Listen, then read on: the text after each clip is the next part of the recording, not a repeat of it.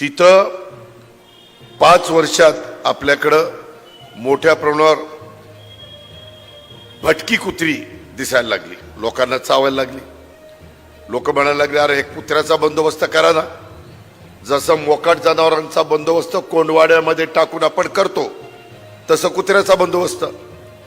यांनी काय केलं, भटक्या कुत्र्यांची संख्या वाढली म्हणून भटक्या कुत्र्यांचं नसबंदी करायचं ठरवलं आणि नसबंदीच्या करता 7 कोटी रुपये नसबंदी केली असं दाखवलं. तरी देखील काहीतरी 1 लाख वर काहीतरी हजाराची नसबंदी झाली असं काहीतरी सांगितलं. तरी पण ज्या कुत्र्या आहेत त्यांना पिल्लं होत आहेत. आता कुत्र्याची नसबंदी झाल्यावर कुत्रीला कसं काय पिल्लं होत आहे ह्याचं उत्तर देऊ शकत नाही.